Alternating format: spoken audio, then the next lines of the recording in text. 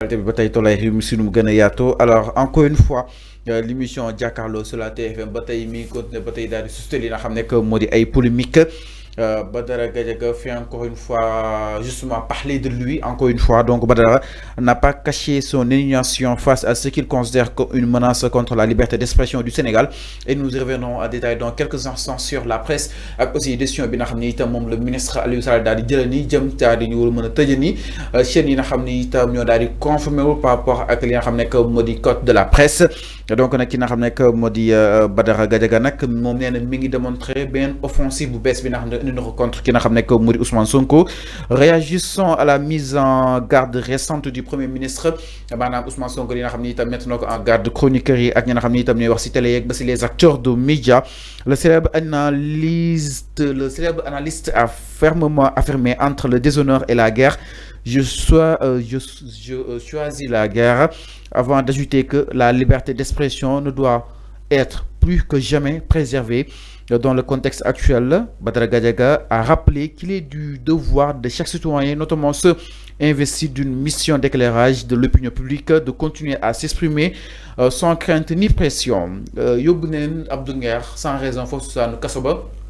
waaye moom itam pare na pour daal koy si fekk si parce que dina wax xalaatam nag te kenn mënu si dara su fekkee ni da nga ko bëgg a tëjlu su génnee dina gën a wax li nga xam ne que mu di xalaatam. Alors enfin naka daal di jàngatee justement ces mises en garde yi nga xam ne itam Badara Gadiaga tontu na ko Ousmane Sonko mu nekk une toute nouvelle offensive ginnaaw ba Ousmane Sonko daal di taxaw fa sànq Assemblée nationale que ni duñ bàyyi ti kenn dem te itam sax du tee ko li nga xam ne que mu di l'effaceur.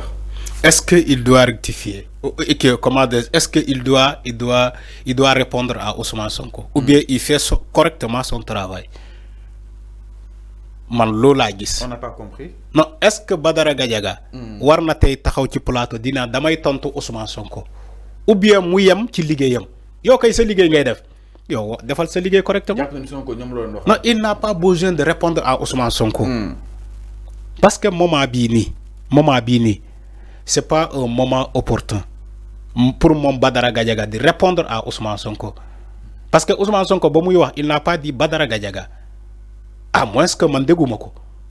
Voilà, Ousmane Sonko, il a dit Assemblée nationale dafa ne Badara Gadiaga. Non, il n'a pas dit Badara Gadiaga.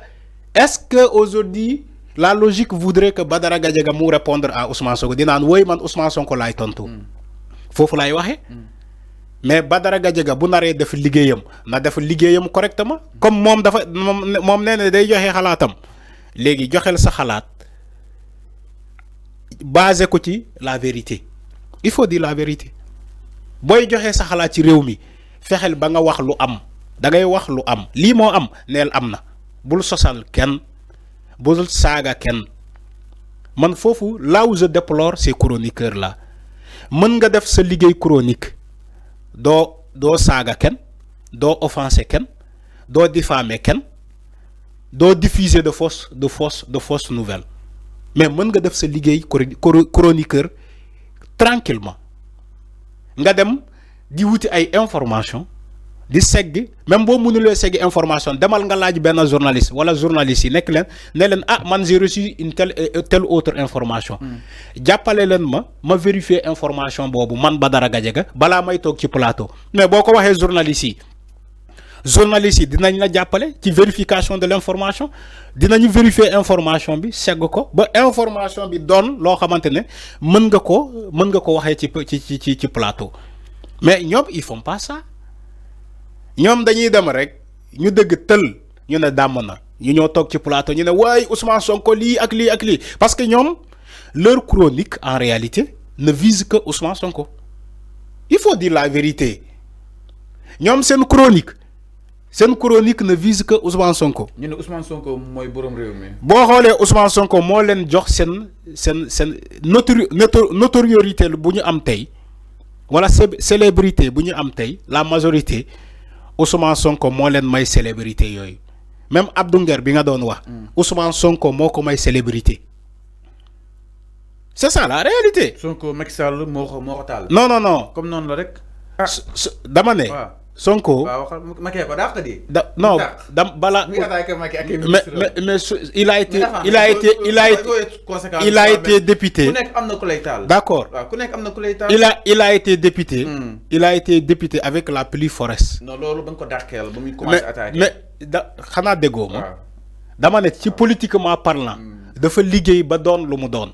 Maintenant si Macky Sall mom gaay dañ ko comment dirais nan nañ koy waxe gaay dañ ko jaay ñu ne ko yobul waji kasso wala radier ko wala def ko li mom mu gëm len. C'est il va de la pleine responsabilité de Macky Sall. Mais lu jig peut-être Ousmane Sonko jigu len, c'est ça la réalité. Même que ça soit Thierno Alassane Sall bi wax ni Thierno, il est un opposant, il a le droit de faire sa politique d'opposer. Il a le droit de boycotter le dialogue comme il le fait. Mais ce qu'on n'a pas le droit, c'est d'insulter ou bien de diffuser de fausses nouvelles. C'est faut lay waxé. Liberté d'expression, bu ñuy woy chaque jour. Oui, liberté d'expression, oui, dañuy joxe suñu xalaat. Liberté de ton. D'accord. Tu peux mettre ça. Tu peux donner tout ce que tu penses. Liberté d'expression, liberté de ton, tout ce que tu veux. Mais nga basé ko ci la vérité. Nga basé ko sur le fait factuel.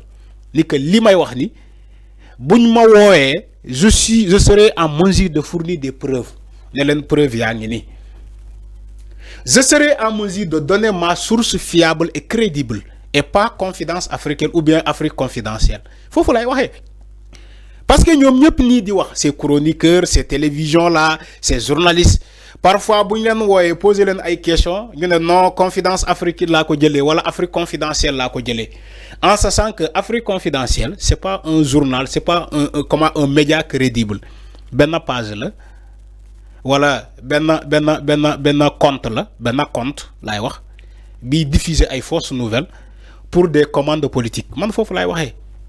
Il faut ñom ñu moytu ces erreurs là. Xama ku la né sangul satar la bëgg. Man bi may wax ci Badara Gadiaga, je ne le dis pas parce que je suis contre Badara Gadiaga wala sama ennemi. Dédét, man awma ennemi. Bi may wax ci Abdou Nguer, c'est pas parce que je suis contre Abdou Nguer. Dam ko doon yé, mané ko Abdou Nguer del wax lu am. Bul nangu nit wax loola li nga gëmul pour des questions d'argent wala lenen. Maak mom bañuy jëflante sur l'internet, si comment dire si à l'interne bo xamantene amul micro amul caméra, dans les coulisses yow deng li mako wax ba mané ko yow bo défé li bo moytul kasso la jëm. Musaga ma l'histoire m'a donné aujourd'hui raison. Li mako don moytul mané ko moytul li boko défé mën na la yobu kasso def nako tay mo ngi ci kasso bi. C'est la même chose que lay wax Badara Gadiaga. Ils ont leur liberté. Mais liberté d'expression fallu, liberté d'expression da ngay wax deug. Dama né je pense pas que ñom dañuy informer wuñu dé. Ñoy informer mais ñom dañuy décortiquer diko chroniquer. Mais ça dire ñom dañuy informer. Dañuy informer. Fallu yo kon xana doy déglu les chroniques de Abdou Nguer wala Badara Gadiaga. Dañuy informer. Dañu jël place journalistes yi sax diko def. Je te jure. Badara day informé, Abdou Nguer day informé. Fallu xana déggoo ma mais ñom dañuy informé, dañuy jël place journaliste yi sax di informé di joxe ay information yo xam yow lan lañu topé waji diffusion de fausses nouvelles. C'est le diffuser. Mais loolu lay wax ni non waxuma ci contenu bi dama né ku ñu topé diffusion de fausses nouvelles. Fallu je suis au niveau de la forme. Ba légui Fallu, la forme voudrait que... Mais c'est ce que j'ai dit. La forme du document, moi, diffusion de fausses nouvelles, là, tu es d'accord avec moi? Non, là, je ne suis pas rentré au fond du dossier. Damane, tu es d'accord avec moi ni que diffusion de fausses nouvelles, là, voilà. Moi, la diffusion de fausses nouvelles, là, moi, tout là. Man, le secret de l'instruction. Mu ngi ci avocat yi mu ngi ci ñun journalistes yi dañu aventurer ci un dossier qui est en instruction. Yaa ngi dégg je ne vais pas tomber. C'est compliqué. Je ne vais pas tomber dans ce piège.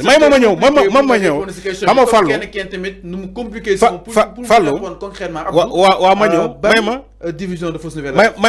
Parce que nous concrètement. Je suis un journaliste très intelligent. J'ai fait tellement de recherches. Le dossier de Abdou Nguer, ça y est dans l'instruction. Non, si. On peut commenter la forme. On peut commenter la forme du dossier. On peut commenter la forme du dossier. Moi, madame Abdou Nguer, diffusion de fausses nouvelles, là, maintenant, le fond du dossier. Mais Fallou, c'est pas à moi de répondre à ça. Non. C'est pas à moi de répondre à cette question. Mais ce que je sais, c'est que division de fausses nouvelles, madame, oui, à moins que yo nga jox ko sénégalais le mot. À moins si yo nga joxe lu nek ci le fond du dossier nga jox ko sénégalais. Man analyse des faits. J'ai pas compris en fait. Analyse des faits.